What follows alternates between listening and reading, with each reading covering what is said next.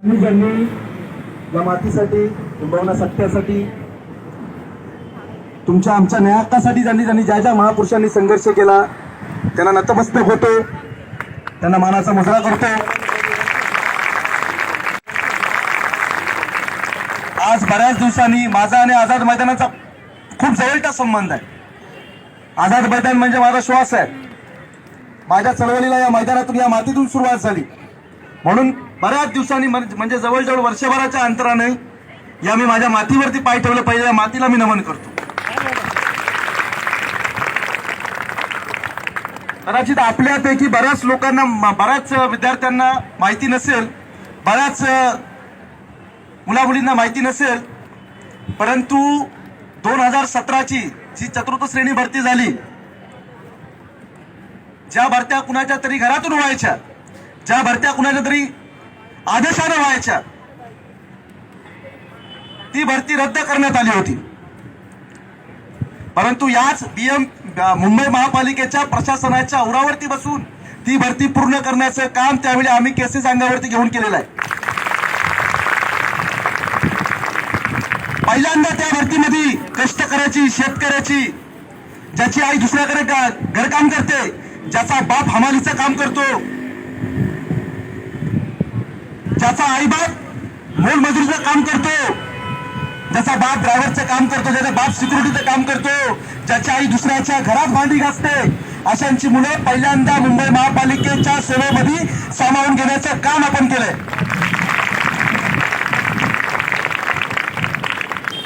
तुम्ही माझ्यासोबत कितपत उभे राहाल ते मला माहिती नाही,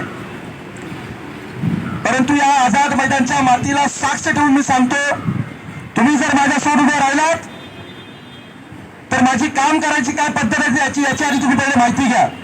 परंतु जरी माझ्यावरती किती केसेस झाल्या, तुमच्यासाठी पुन्हा एकदा जेलमध्ये जावं लागलं, तरी मी जायला तयार आहे, पण तुम्हाला न्याय दिल्याशिवाय मी शांत बसणार नाही।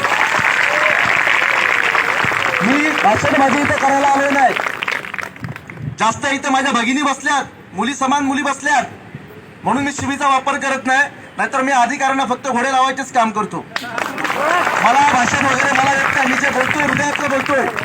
आणि जर तुम्ही साथ द्याल, जर तुम्ही प्रामाणिकपणे माझ्या सोबत उभे राहाल, तर तुम्हाला जास्त वेळ नाही, या 2 महिन्यात तुम्हाला न्याय दिल्याशिवाय मी शांत बसणार नाही। माझा शब्द आहे।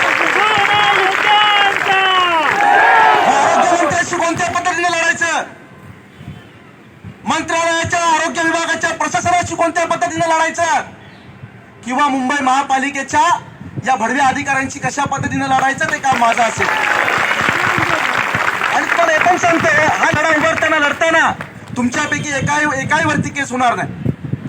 केस घेण्याचं काम मी करेन, माझी लोक करतील, पण तुमची साथ मला मिळेल काय?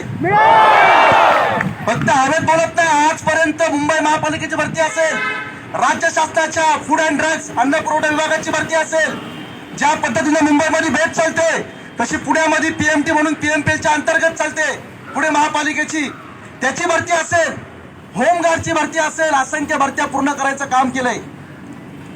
तुम्ही एकदा पडताळणी करू शकता की फक्त बोलवचन द्यायला मी इथे आलोय नाही, की काहीतरी तुमच्या टाळ्या मिळवाव्यात, तुम्हाला काहीतरी चांगलं वाटावं, 2 मी काहीतरी शिवाय द्यावेत, तुमचं मनोरंजन व्हावं, यासाठी मी इथे आलोय नाही।